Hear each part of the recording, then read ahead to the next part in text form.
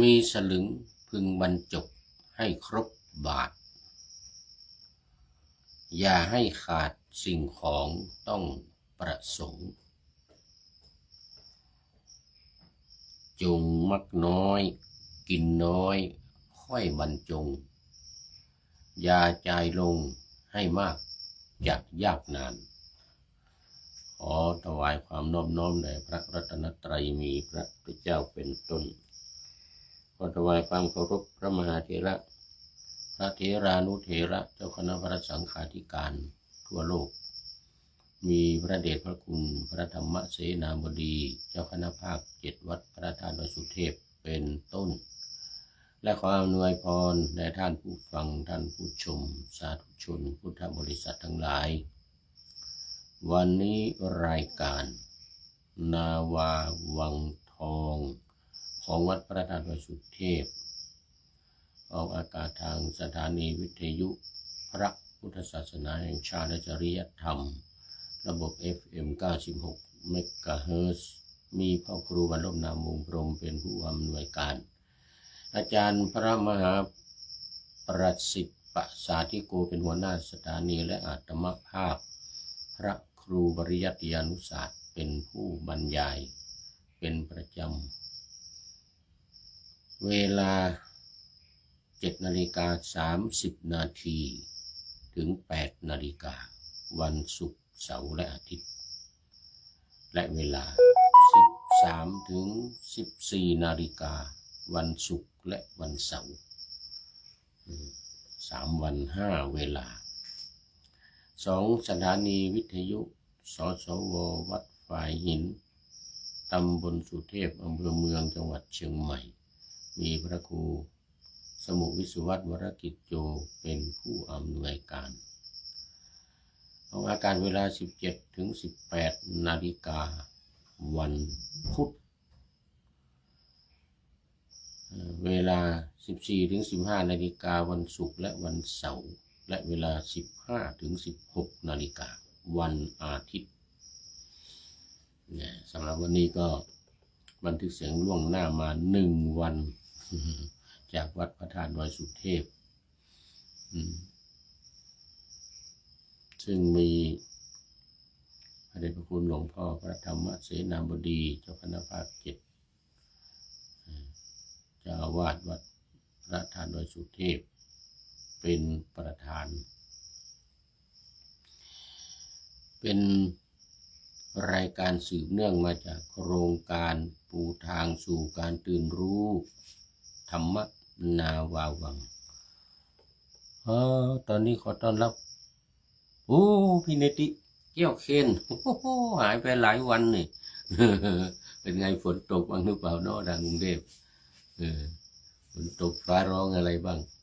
เชียงใหม่นี่ตกทุกวันเลยทั้งกลางวันทั้งกลางคืนแล้วก็หนาวเย็นกลับเย็นขึ้นมาอีกเย็นแล้วก็หนาวแต่เขาบอกว่าถ้าหมดฝนช่วงนี้ไปเนี่ยจะร้อนนะหมดฝนคราวนี้นะเป็นฝนสั่งลาเหมือนกันนะ ฝนลาหนาวฝนลาหนาวจะเข้าสู่หน้าร้อนและต่อไปจะไม่มีฝนอีกแล้วก็จะร้อนละ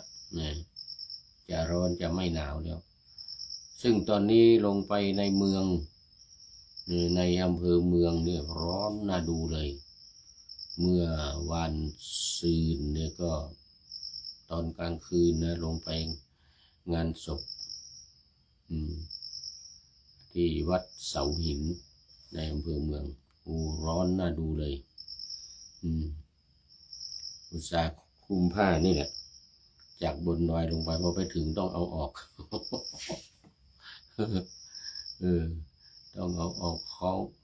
ล้องคอไว้ กราบนมัสการครับอาจารย์เมื่อเช้ากทมฝนดูนี่มาดำมาบังกทมฝนตั้งแต่ตี 4ครับมีฝนตกเหมือนกันนี่ มีฝนตกตั้งแต่ตี 4โอ้ที่นี่ตกทั้งคืนเลย เมื่อคืนต้องออกไปเอาผ้ายางไปคลุมรถไฟฟ้า เออแล้วก็ทั้งวันตอนกลางวันก็ตกเป็นระยะโอ้นี่ตกตอนตี 4แล้วนี่อ๋อนี่มีฝนตกเหมือนกัน เอาละตอนนี้ก็ขออนุโมทนาประชาสัมพันธ์กับเจ้าภาพถวายภัตตาหารเช้าเพลแก่พระภิกษุสามเณรที่มาอบรมฝึกซ้อมพระปาติโมกข์พระภิกษุปาติโมกข์พระภิกษุปาติโมกข์ของคณะสงฆ์ภาค 7รุ่นที่ 1 2569และอบรมสัมมนาพระธรรมวินัยที่วัดพระธาตุสุเทพเรานี่นะนี่เจ้าภาพญาติโยมทั้งพระทั้งโยมทั้งสมณศรัทธาและมูลศรัทธาเนี่ยทางภาคเหนือนี่เรียกกันอย่างนั้นมาเป็นเจ้าภาพใ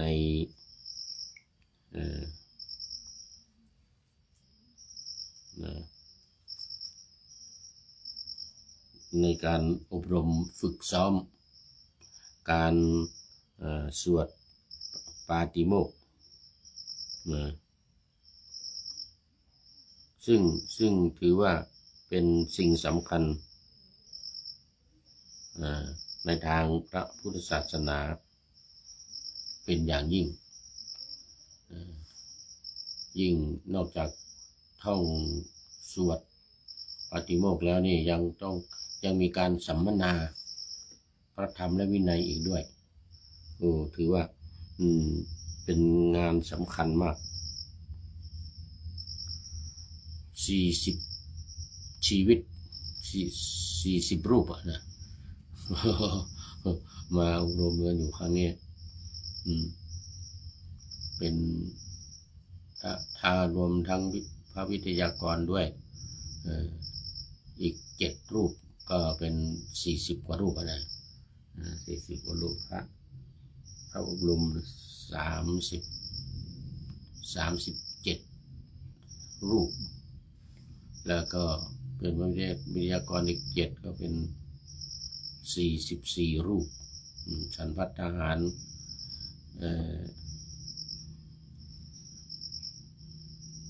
นี่ฉันภัตตาหารนี่ก็วันละ 3,000 บาทแล้วก็น้ำปานะนี่ทั้งวัน 1,000 บาทรวมแล้วก็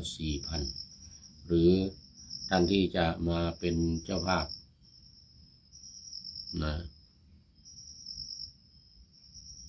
ได้ถวายตามศรัทธาถวายตามศรัทธานี่ก็ไม่จำกัด200 300 500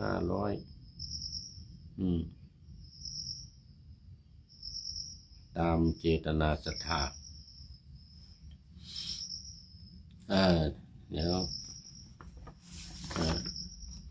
ท่านที่มีความประสงค์จะเป็นเจ้าภาพขอเชิญติดต่อมาที่ท่านอาจารย์พระมหาสกุลวิโรจนกิตติประเรียนธรรม9ประโยคเลขานุการเจ้าคณะภาค 7พระเดชคุณหลวงพ่อพระธรรมเสนาบดีนี่แหละแล้วก็เป็นหัวหน้าดำเนินการอบรมฝึกซ้อมพระภิกษุปาติโมกข์นี้ร่วมกับคณะ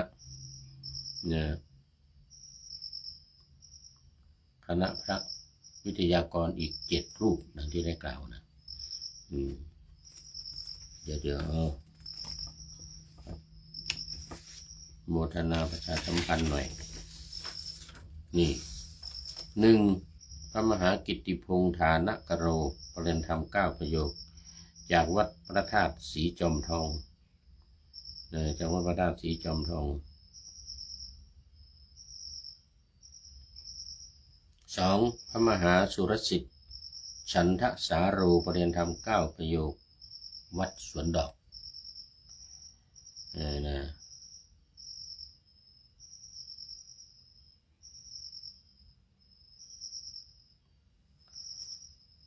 3พระมหาวันชัย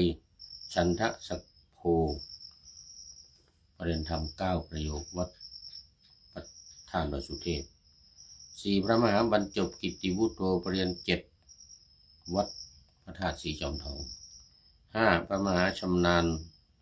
ศิลป์วรธรรมโมวะธรรมวโรปท7 วัดพระธาตุสีจอมทอง6พระนาทีกตปุญโญวัดพระธาตุสีจอมทอง7พระนพรัตน์สิริมังคโลวัดพระธาตุสีจอมทองแต่สีจอมทองว่า5 รูป โอ้โมทนาเป็นอย่างยิ่งนะเริ่มมาตั้งแต่วันที่24 กุมภาพันธ์ถึง24 เมษายน2569นี้2 เดือนเต็มตอนนี้ก็ได้มา10 กว่าวันแล้วเริ่มตั้งแต่24 มาสำหรับเจ้าภาพวันนี้คือวันที่13เจ้าภาพวันนี้คือวันที่13พระมหาจอมูเกลือสิริธรรมโมพระมหาวีรพงศ์อุตรยาโนพร้อมครอบครัวและคณะศรัทธาวัดดอยแก้วนี่อำเภอหางดงอุทิศไปหานายเมอเช่ปูแจ้นางเกิดจันปูเงินนะแล้วก็คุณโยมเศรษฐวุฒิสินทักทรัพย์และครอบครัวจากกรุงเทพมหานครทำบุญเป็นเจ้าภาพเนื่องในวันเกิดลูกชายคือพระมหากิตติพงษ์ฐานกโลก็คืออาจารย์มหากิตติพงษ์ปรริญญา9ที่มาเป็นวิทยากรนี่แหละวันเกิดวันที่16 กุมภาพันธ์ที่ผ่านมามาเป็นเจ้าภาพรับรองกันนี้ก็อุทิศส่วนกุศลไปให้นางสาวดีเจงแซ่โควันที่12แล้วก็วันที่13ก็เหมือนกันอุทิศส่วนกุศลให้นางสาวดีเจงแซ่โค3 วัน11 12 13เป็นเจ้าภาพ3 วันโอ้โมทนาเป็นอย่างยิ่งอันนี้ก็ขอประกาศทวนหลังอีกหนึ่งวันเมื่อวานนี้วันที่5วันนี้เป็นวันที่6วันที่6กุมภาพันธ์ที่ผ่านมานะมีนาคม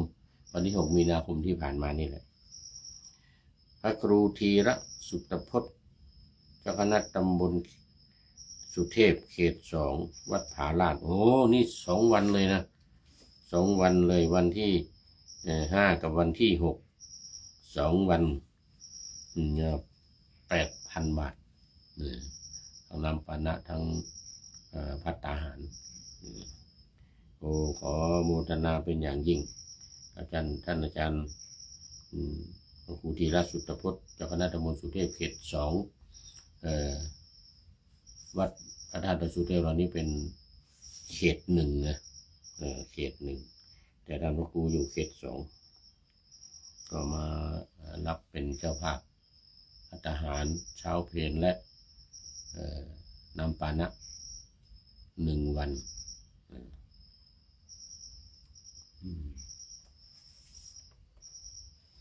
เพิ่มเติมโมทนากับท่านเจ้าภาพดังกล่าวมาท่านที่จะเพิ่มเติมจะเป็นเจ้าภาพในวันต่อไปในครั้งต่อไปเป็น2 เดือนเป็นเวลา2 เดือนยังเหลืออีกหลายวันขอเชิญติดต่อมาที่ท่านอาจารย์พระมหาสกุลหมายเลขโทรศัพท์0918599053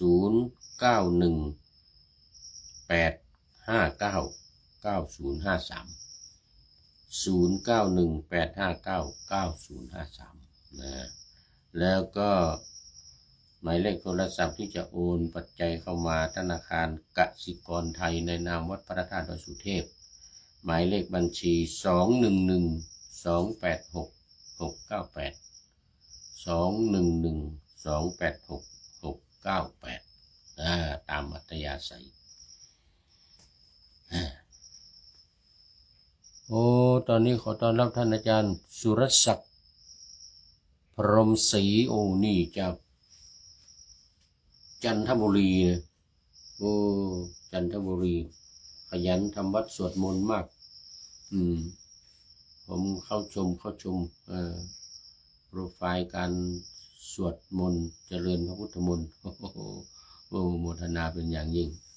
จากจันทบุรีนะนี่เป็น FC ตัวจริง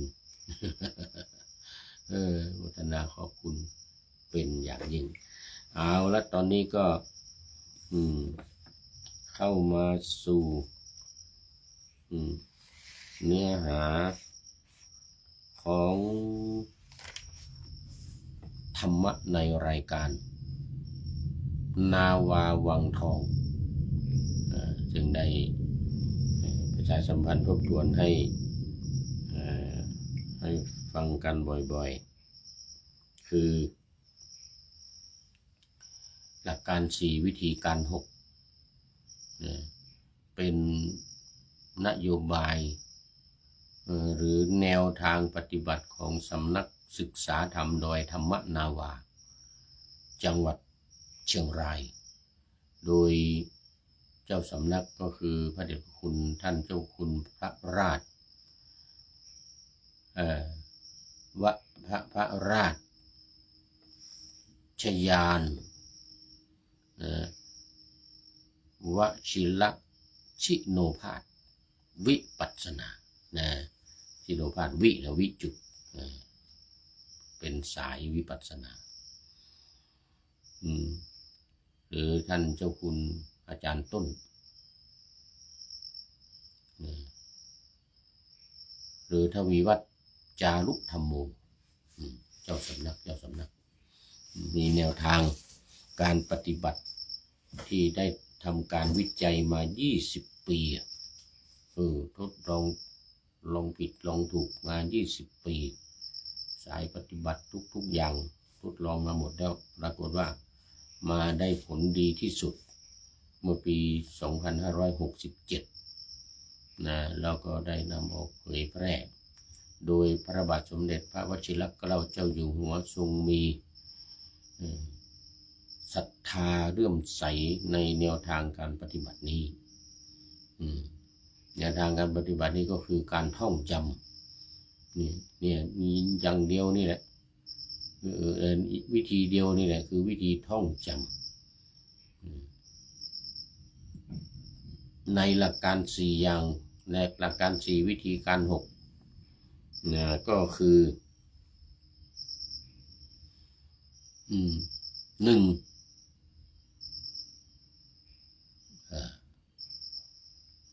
พระรัตนตรัย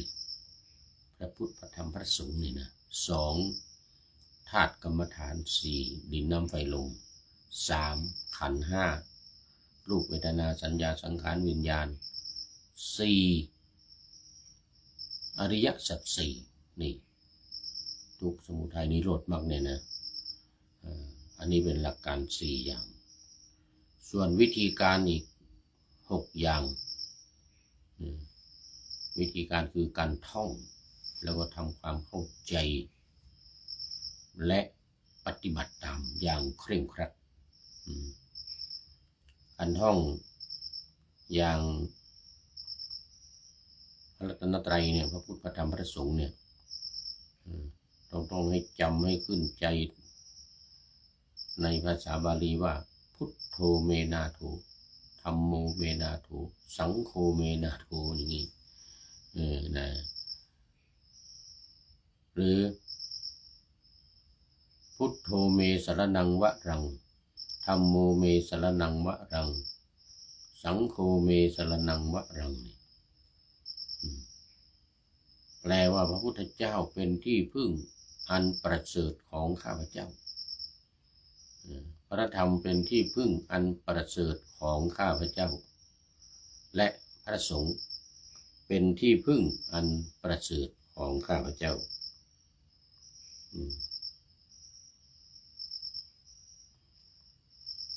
นะ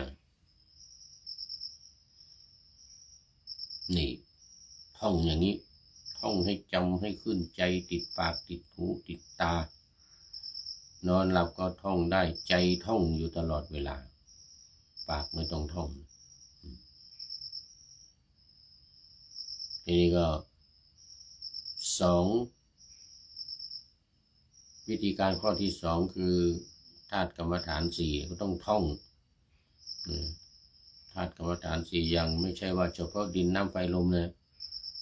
เช่นธาตุดินมีลักษณะธาตุที่มีลักษณะแข็งแข็งคือปฐวีธาตุปฐวีธาตุประกอบด้วยผมขนเล็บฟันหนังเนื้อเอ็นกระดูกเยื่อในกระดูกม้ามหัวใจตับพังผืดไตปอดลำไส้ใหญ่ลำไส้น้อยเองนะและอาหารใหม่อาหารเก่าหรือว่าเป็นภาษาบาลีก็ได้เกสาโลมานะขาตันตาตะโจมังสังนาหารูอติมินชังวักกังหัทยังยักกนังกิโลมะกังปิหากังปภาสังอันตังอันตะกุนังอุทะริยังกะรีสังเป็นภาษาไทยก็ผมขนเล็บฟันหนังเนื้อเอ็นกระดูกเยื่อในกระดูกม้ามหัวใจตับพังผืดไตปอดลำไส้ใหญ่ลำไส้น้อยอาหารใหม่อาหารเก่าอย่างนี้เป็นต้นนะเป็นต้นต้องท่องอย่างนี้ต้องท่องให้จำให้มั่นยำไม่ให้ลืมนั่งนอนยืนเดินนี่ก็ท่องตลอดเวลาจนมันขึ้นใจยอมรับนี่ใจยอมรับเลยนะไอ้ที่ว่าเป็นต้นนี่ก็เพราะมันมีธาตุน้ำอีกธาตุลมธาตุไฟอีกนี่มีหลักการท่องที่เขียนไว้แล้วเหมือนเดียวกันนี่แหละตีความหมายอธิบายความแล้วก็ท่องให้จำ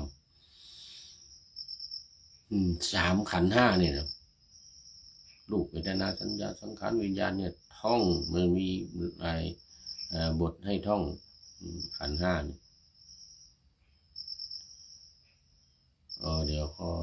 2ข้อ3เพิ่มมาอีกเดี๋ยวข้อ3นี่เลื่อนไปข้อ4การพิจารณากายของเราเนี่ย1หมดลมหายใจคือมันตาย2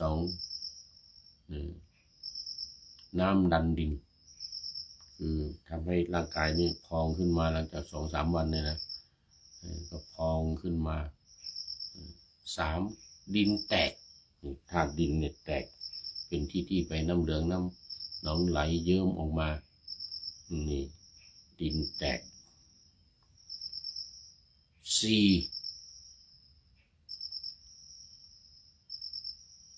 น้ำชำระดินยังไงคือดินเนี่ยมันธาตุดินเนี่ยจะเน่าหมดน้ำจะชำระซักออกไปหมดจากโครงกระดูกเนี่ยเหลือแต่โครงกระดูกข้อที่5เ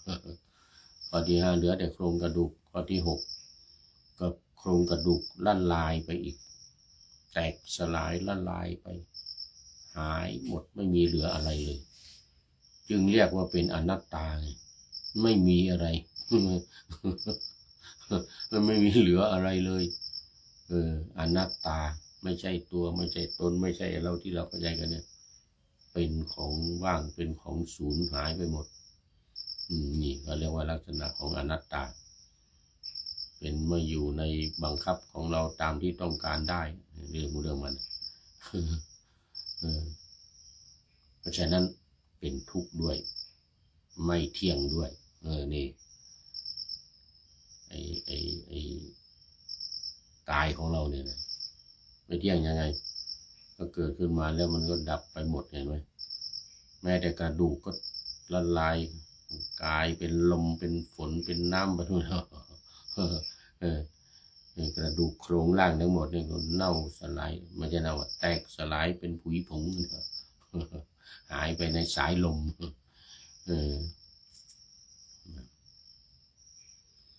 อันนี้คือเพิ่มเข้ามาข้อที่สาม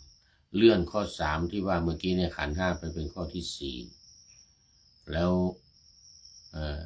ข้อที่ห้าเพิ่มเข้ามาพิจารณาตีความหมายอธิบายความไอ้ขันธ์ห้าเนี่ยเขาเรียกว่าเรียนรู้ขันธ์ห้าแล้วข้อสี่เมื่อกี้เนี่ยเลื่อนไปข้อที่หกเนี่ยเลื่อนไปเป็นข้อหกเอาขันธ์ห้าคือรูปเวทนาสัญญาสังขารวิญญาณเนี่ยซึ่งมีความเกิดความดับพิจารณาความเกิดความดับของขันธ์ห้านี้ลงในอริยสัจสี่นี่ในข้อที่หกวิธีปฏิบัตินะไม่ใช่ว่ามีแต่หัวข้อทำนะไม่ใช่ว่ามีแต่อริยสัจสี่ยังมีไว้ทำไมต้องมีไว้พิจารณาเอาขันธ์ห้านี้ลงในอริยสัจสี่อย่างนี้เรียกว่าวิธีการหกหลักการสี่วิธีการหกก็ย้ำซ้ำให้ฟังทุกๆครั้งนะเหมือนตอนจัดรายการนี่นะเพื่อญาติโยมทั้งหลายท่านที่รับฟังจะได้จดจำกันและนำไปปฏิบัตินำไปตีความหมายอธิบายความให้เข้าใจแล้วก็ท่องจำกันไว้อย่างไม่หลับไม่ลืมหูลืมตาเลยนะเขาเรียกว่าท่องจนหูดับตับแตกให้จำอย่างเดียวไม่ให้ลืมให้จำไม่ให้ลืมนี่เรื่องของเรื่องมันแล้วนี่ก็เป็นการพูดถึงหลักการสี่และวิธีการหกนอกจากนี้ก็ยังมีเรื่องอื่นๆการทำบุญสุนทานทอดผ้าป่ากฐินอะไรต่างๆอุทิศส่วนกุศลไปให้คนตายแล้วก็พูดถึงเทพบุตรเทพธิดาที่อยู่บนวิมานทั้งหลายว่าที่ได้มาเกิดในวิมานทั้งหลายได้นี่เพราะว่าทำบุญไว้ในตอนที่เป็นมนุษย์พอละจากร่างมนุษย์มาก็มาอยู่บนสวรรค์อยู่ในวิมานอะไรทำนองนี้นะเน้นในเรื่องของการให้ทานรักษาศีลและเจริญ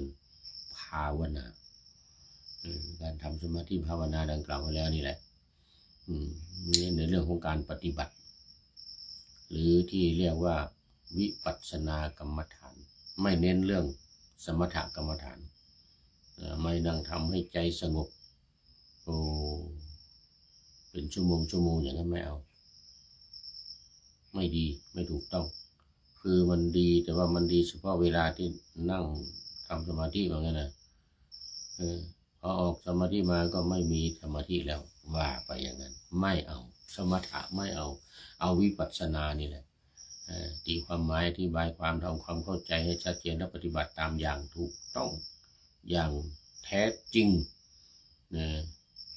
จึงจะได้ผลจากการปฏิบัติในส่วนของวิปัสสนาคือทำความเข้าใจให้รู้ให้เข้าใจชัดเจนนี่นะส่วนหัวข้อย่อย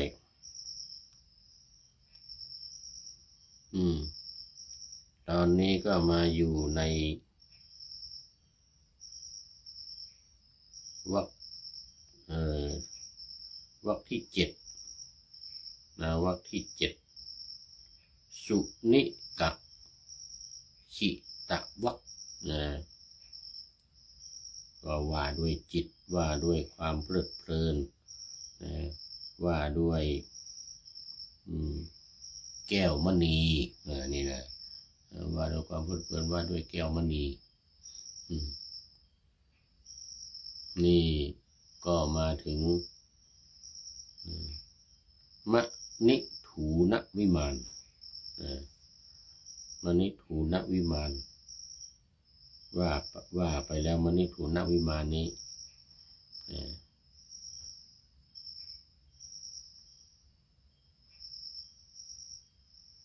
ก็ยังไม่ได้ว่าอยู่ในวิมานวัตถุเถระคาถาเถรีคาถาเปตวัตถุนี่นะพระไตรปิฎกฉบับที่เล่มที่26เล่มที่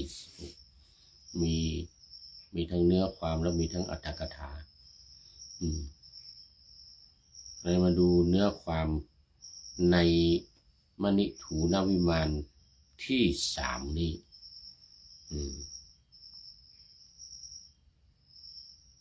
มณิก็แปลว่าแก้วมณีนะแก้วมณีใหญ่พระมหาโมคคัลลานะได้ถามเทพบุตรตนหนึ่งว่ามาในข้อที่77นะข้อที่77หน้าที่104ใจความก็คือวิมานแก้วมณีนะของท่านนี้สูง12 โยชน์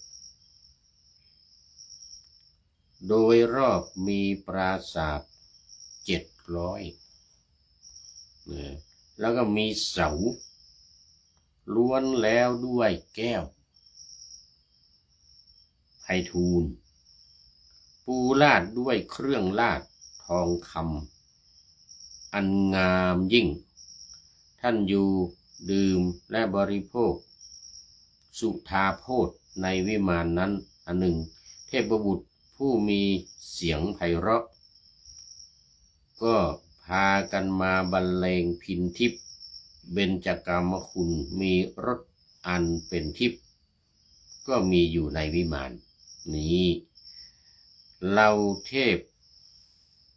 นารีผู้ประดับประดาด้วยเครื่องทองคำพากันฟ้อนร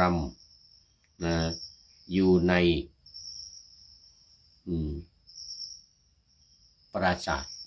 อยู่ในวิมานอยู่ในวิมานท่านมีวรรณงามเช่นนี้เพราะบุญกรรมอะไรและมีรัศมีสว่างไสวไปทั่วทุกทิศอย่างนี้เพราะบุญกรรมอะไร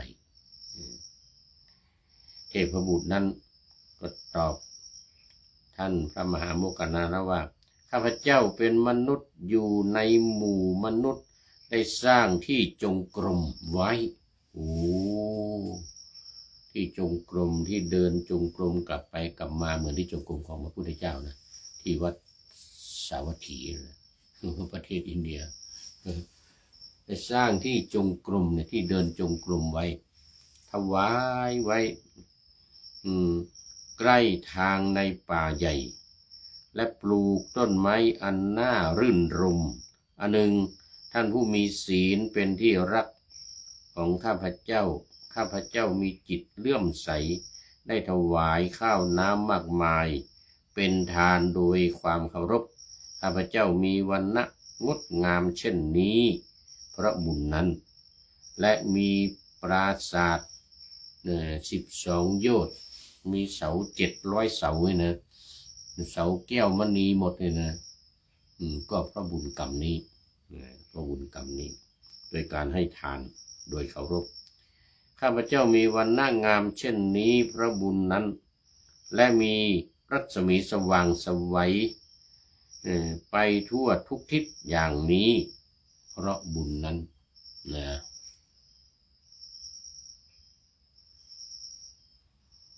จบมณิถูนวิมานที่3มณิถูนวิมานที่3อันนี้เป็นเนื้อเรื่องเดี๋ยวเราจะดูอรรถกถาที่ขยายความเรื่องนี้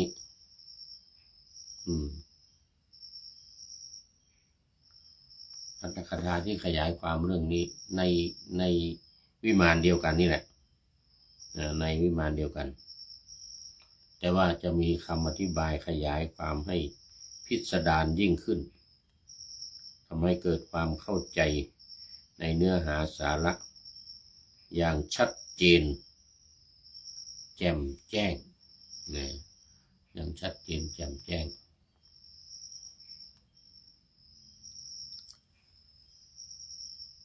โอ้ขอไป ตอนนี้มันดึกโอ้นี่จะ4 ทุ่มแล้วเนี่ยจะ5 ทุ่มแล้วนี่อืมกำลัง4 ทุ่มครึ่ง กำลัง4 ทุ่มครึ่งจะ5 ทุ่มเอามาดูอรรถกถากัน ซึ่งมาในอรรถกถาเล่มที่26เนี่ยนะเล่มที่26เป็นคุถกนิกายคุถกนิกายนี้มีเล่มที่15ถึง19โอ้เดี๋ยว20ถึง24ผิด25ถึง33มันมีสังยุตตนิกายนะอังคุตรนิกายนะมันก็เลยจำสับสนอังคุตรนิกายที่4นิกายที่4คุตรนิกายเป็นนิกายที่5นิกายที่4นี่มันตั้งแต่เล่มที่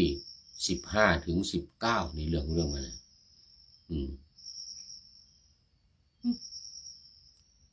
20ถึง24โอ้อังคุตรนิกายส่วนสังยุตตนิกายที่3นั่นเล่มที่15ถึง19แล้วก็ที่2เป็นมัชฌิมนิกายเล่มที่12ถึง14ส่วนทีฆนิกาย3 เล่มเหมือนกันเล่มที่9 10 11นี่เล่มที่9 10 11อันนี้ก็เป็นเรื่องของพระสูตรส่วนพระวินัยเล่มที่1ถึงเล่มที่8ในพระไตรปิฎก45เล่มนี่นะเล่มที่1ถึงเล่มที่8แล้วก็อภิธรรมปิฎกเล่มที่34ถึง12เล่ม34ถึง45แต่อภิธรรมนั้นได้ขออาจารย์ประเสริฐพีระวงศ์อภิธรรมจบอภิธรรมบัณฑิตเป็นผู้อธิบายให้ในสถานีวิทยุเดียวกันนี่แหละวิทยุวัดฝายหินแห่งเดียวนะสสววัดฝายหินในวันพุธวันเสาร์วันอาทิตย์วันพุธในเวลาบ่าย4 โมงถึง5 โมงเย็นวันเสาร์กับอาทิตย์นั้น6 โมงเย็นถึง1 ทุ่มรายการเดียวกันนี่แหละรายการพระไตรปิฎกลอยฟ้านี้โอ้ขออภัยรายการพระไตรปิฎกลอยฟ้าอันนี้นาวาวังนาวาวังทองนาวาวังนี่ก็1 ชั่วโมงเหมือนกันแล้วก็เป็นพระไตรปิฎกนี่เล่มที่26เนี่ยมณิถูนวิมานมีคาถาว่าอุจจะมิทังมณิถูนังวิมานังเป็นต้นนะถูนังแปลว่าใหญ่หรืออ้วนหรือหนานะแก้วที่มัน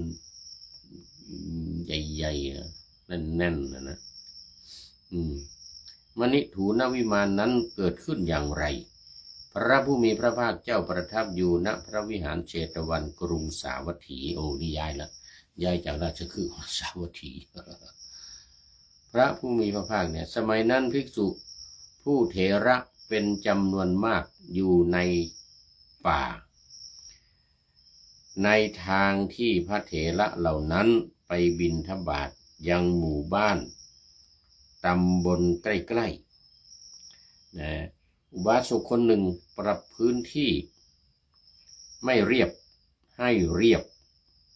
เอาหนามออกไปถาง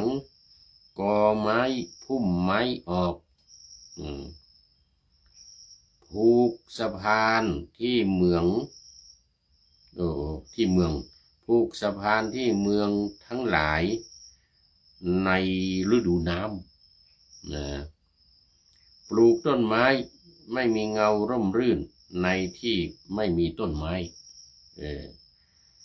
ลอกลำห้วยและทำให้กว้างและลึกจะทำนะท่าน้ำไว้พร้อมแล้วก็ให้ทานนะตามกำลังทรัพย์แล้วก็รักษาศีลให้บริสุทธิ์ทั้งบางทีศีลห้าทั้งศีลห้าทั้งศีลแปดให้บริสุทธิ์ต่อมา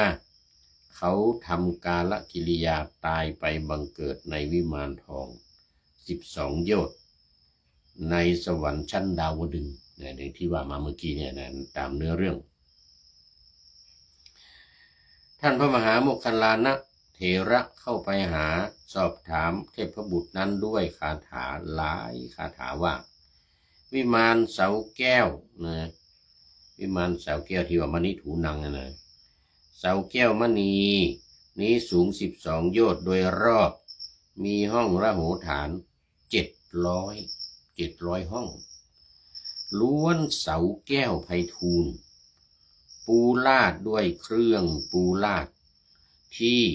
งดงามโอฬารท่านนั่งและดื่มกินในวิมานนั้นและพินทิพย์ก็บรรเลงไพเราะมีกามคุณ5มีรสเป็นทิพย์และอัปปสรเทพนารีที่แต่งองค์ด้วยทองฟ้อนรำอยู่โอ้โหไม่ใช่ธรรมดาเพราะบุญอะไรท่านจึงมีวรรณะเช่นนี้เพราะบุญอะไรผลอันนี้จึงสำเร็จแก่ท่านและโภคะทุกอย่างที่น่ารื่นรมน่ารักจึงเกิดแก่ท่านดูก่อนเทพบุตรผู้มีอานุภาพมากอาตมาขอถามท่านครั้งเกิดเป็นมนุษย์ท่านได้ทำบุญอะไรไว้เพราะบุญอะไรท่านจึงมีอานุภาพรุ่งเรืองอย่างนี้และรัศมีของท่านจึงสว่างสวัยนี่เหมือนชื่อของผู้พูดนี่ไปทุกทิศ โอ้ตอนนี้ขอต้อนรับอะไรเนี่ยรอบางสิ่งจากบางอย่างนั่นแน่ คุณโยมรอบางสิ่งจากบางอย่างอันนี้เนี่ยชื่อโปรไฟล์โอ้ไม่ชัดเป็นผู้หญิงหรือผู้ชายแต่ไม่ใช่พระรอบางสิ่งบางอย่างนี่นะนี่ก็ต้องเดี๋ยวต้องดูโปรไฟล์ต้องไปดูโปรไฟล์มีความหมายรอบางสิ่งจากบางอย่าง โมทนาเนี่ยรอบางสิ่งจากบางอย่างจะไปดูโปรไฟล์ก่อนมาจากไหนยังไงจังหวัดไหนอยู่บ้านถนนตำบลอำเภออะไรเกิดวันที่เท่าไหร่ไปดูในโปรไฟล์โมทนาขอบคุณไปอย่างยิ่งเป็นท่านสุดท้ายหรือเปล่าเนี่ยยังมีเวลาอยู่อีกนิดหน่อยยังมีเวลาอยู่อีกนิดหน่อยเรามาดูอรรถกถานี้ให้จบก่อนเทพบุตรนั้นได้พยากรณ์แก่พระมหาโมคคัลลานะเถระด้วยคาถาทั้งหลายเหล่านี้ว่าเทพบุตรนั้นถูกพระโมคคัลลานะถามแล้วดีใจครั้นถูกถามแล้วก็พยากรณ์ปัญหาของกรรมที่มีผลอย่างนี้ว่าครั้งเกิดเป็นมนุษย์อยู่ในหมู่มนุษย์ข้าพเจ้าได้สร้างที่จงกรมไว้ในทางที่ไม่มีต้นไม้ได้ถวายทานอย่างไพบูลย์โดยเคารพพระบุญนั้นข้าพเจ้าจึงมีวรรณะเช่นนี้พระบุญนั้นผลอันนี้จึงสำเร็จแก่ข้าพเจ้าและโภคะทุกอย่างที่น่ารักน่าปลื้มใจก็เกิดมีแก่ข้าพเจ้าเพราะบุญนั้นข้าพเจ้าจึงมีอานุภาพรุ่งเรืองอย่างนี้ และรัศมีของข้าพเจ้าจึงสว่างไสวไปทุกทิศนะบรรดาบทเหล่านั้นบทว่าวิวเนได้แก่ในป่าวิวเนได้แก่ในป่าบทว่าอารามรุกขานิความว่าข้าพเจ้าได้ปลูกต้นไม้ทั้งหลายในที่นั้นทำต้นไม้ทั้งหลายให้เป็นที่ร่มรื่นหรือทำต้นไม้ทั้งหลายในอารามให้ร่มรื่นคำที่เหลือทั้งหมดมีนัยยะดังที่กล่าวมาแล้วนั่นแหละอันนี้ก็จบนะอรรถกถามณิถูนวิมานซึ่งมาในคุถกนิกายวิมานวัตถุสุนิกะขิตวรรคที่7มณีถูนวิมานนี่เป็นวิมานที่3ก็จบพอดีดูเวลายังพอมีเวลาอยู่นี่ยังพอมีเวลาอยู่เพราะฉะนั้นเราก็มาดูเดี๋ยวคุณโยมที่ใช้นามปากกาว่ารอบางสิ่งจากบางอย่างนี่ก็เป็นท่านสุดท้ายที่เข้ามาในรายการวันนี้นะแล้วก็มีท่านอาจารย์สุรศักดิ์พรหมศรีรู้จักจันทบุรีวัดอะไรลืมชื่อวัดขอไปแล้วก็พี่เนติแก้วเคนจากเขตราชบูรณะกรุงเทพมหานครที่บอกว่าฝนตกตอนตี 4นะโมทนาเป็นอย่างยิ่ง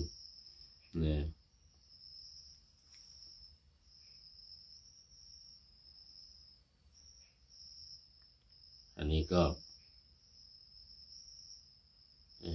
จบในเรื่องของวิมานอรรถกถามณิถูนวิมานมณิถูนวิมาน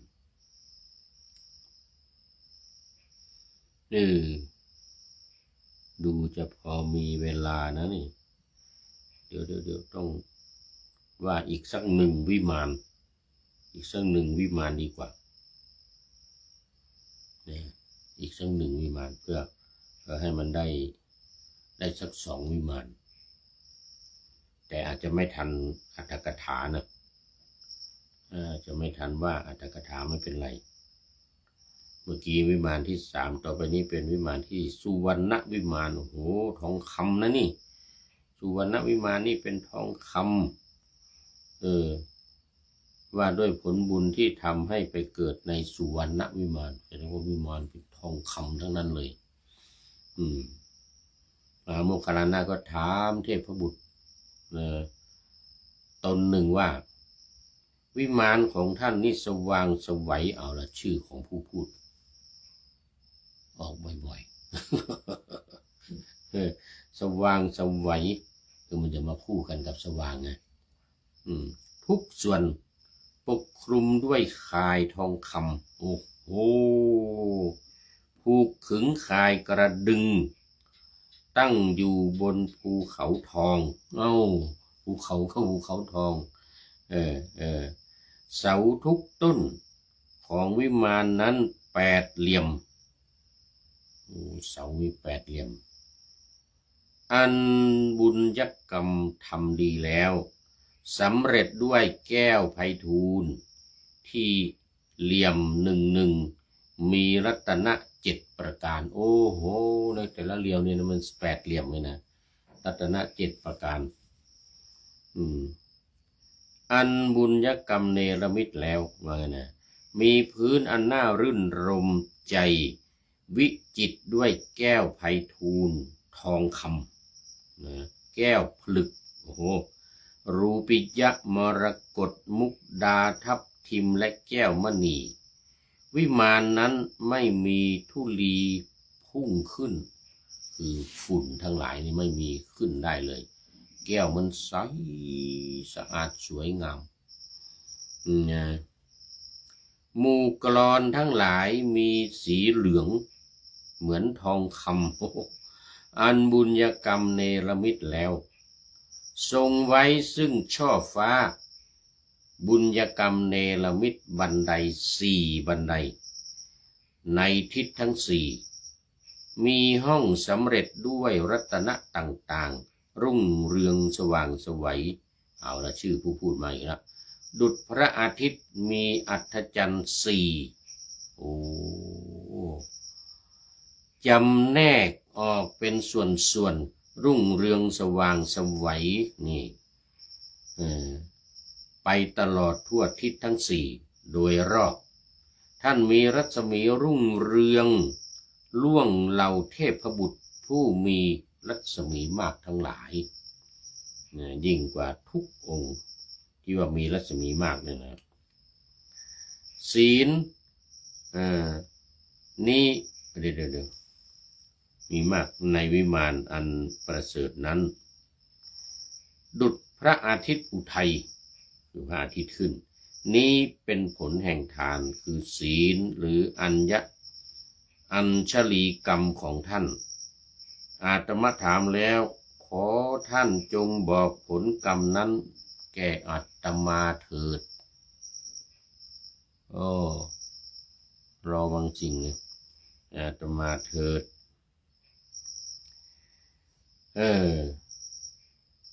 เทพบุตรนั้นก็จึงพยากรณ์ผลกรรมที่ตัวเองทำไว้ในปางก่อนสมัยที่อยู่เมืองคนอันพระมหาโมคคัลลานะถามแล้วจึงกล่าวพยากรณ์ปัญหาบุพกรรมของตนว่าข้าพเจ้าเป็นมนุษย์อยู่ในเมืองอันทกวินทะอยู่ในเมืองอันทกวินทะมีจิตเลื่อมใสได้สร้างวิหารถวายพระศาสดาคำว่าวิหารนี่หมายถึงวัดนะสร้างวัดถวายพระศาสดาผู้เป็นพระพุทธเจ้าเผ่าพันธุ์ของพระอาทิตย์ด้วยมือของตนข้าพเจ้ามีใจผ่องใสได้บูชาด้วยของหอมดอกไม้ปัจจัยและเครื่องรูปไล้แด่พระศาสดาผู้อยู่ในวิหารนั้นอยู่ในวัดนั้นเพราะบุญนั้นข้าพเจ้าจึงได้ผลนี้มีอำนาจปกครองนันทอุทยานอันหมู่นางอัปสรฟ้อนรำขับร้องห้อมล้อมรื่นรมอยู่ในสวนนันทวันอันประเสริฐเป็นที่รื่นรมเกลื่อนไปด้วยหมู่นกต่างๆหรือนานาพันธุ์นกหลายชนิดนกต่างๆอยู่เป็นจำนวนมากด้วยผลบุญและกรรมอันนั้นที่ข้าพเจ้าได้ทำแล้วก็ถึงกรรมดังที่ได้กล่าวมาแล้วเอาละตอนนี้ก็จบในเนื้อเรื่องแต่ว่ามันยังมีอรรถกถาอีกเล็กน้อยนะมีอรรถกถาอีกเล็กน้อยเราดูอรรถกถาอีกนิดหนึ่งพอมีเหลือเวลาอีกนิดหน่อยวันนี้ได้ได้สองวิมานวันนี้ได้2วิมานพร้อมทั้งอัตถกถาของสุวรรณวิมานเนี่ยนะเหลืองอารามเรืองรองไปหมดเลยอัตถกถานี่ยาวมากคงไม่ทันจบเลยเอาไว้ก่อนเดี๋ยววันต่อไปก็มาฟังวันพรุ่งนี้มาฟังอัตถกถายาวมากเนี่ยอัตถกถายาวมากเอาไว้ก่อนเพราะว่าตอนนี้มันหมดเวลา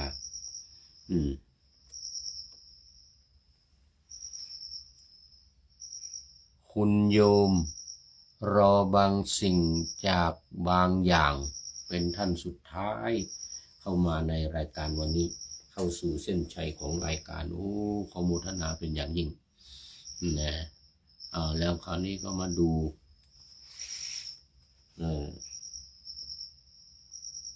ข้อคิดท้ายรายการวันนี้ได้จากสุนทรภู่นักประพันธ์ยิ่งใหญ่ของภาคกลางเกิดจันทบุรีนะนี่บ้านของท่านอาจารย์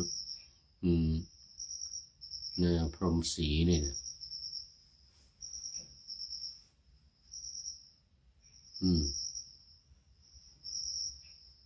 จันทบุรีเนี่ยสุนทรภู่เนี่ย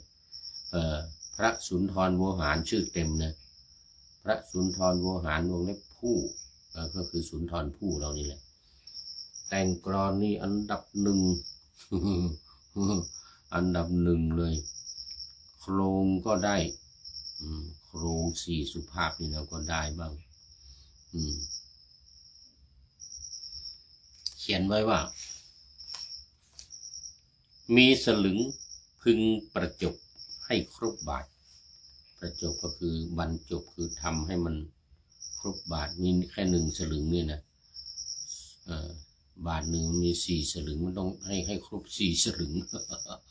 มีสลึงพึงประจบให้ครบบาทแต่นี้เป็นสำนวนก็มีห้ามีสิบหรือมีพันก็ให้ได้มันสักล้านสักแสนอะไรทำนองนี้อย่าให้ขาดสิ่งของต้องประสงค์จงมักน้อยกินน้อยค่อยบรรจงของอะไรได้มามากๆต้องกินน้อยๆมันจะได้เหลือมากๆอย่าจ่ายลงให้มากจะยากนานโอ้โหสุดยอดบทประพันธ์ของท่านสุนทรโวหารสุนทรโวหารหรือสุนทรภู่ของเราอนุโมทนากับพระสุนทรโวหารไว้ณที่นี้เป็นอย่างยิ่งขอนำนาวาวังทองไปก่อนแล้วจะย้อนมาใหม่ในวันหน้าคือวันพุธศุกร์เสาร์อาทิตย์ตามตารางเวลาที่วางอยู่ข้างในเป็นธรรมะจากพระราชวังเป็นนาวาโด่งดังสว่างไสวเป็นทองคำล้ำค่ากว่าสิ่งใดชุบชีวิตจิตใจให้ใสงามขอเชิญท่านทั้งหลายนำไปท่องตามคุณของพระรัตนสามพุทโธเมนาโถธัมโมตามสังโฆเมนาโถยามภาวนาว่าบ่อยๆซ้ำๆจำในจิตจนมันติดในใจไม่หายหน้านอนนั่งยืนเดินจำทุกเวลาตั้งแต่ตื่นขึ้นมาถึงหลับไปขอทุกท่านได้ผลจากปฏิบัติได้กำจัดความทุกข์พบสุขใสพลันปลอดโปร่งโล่งสบายทั้งกายใจอยู่ที่ใดใจสงบพบนิพพานขอเจริญพร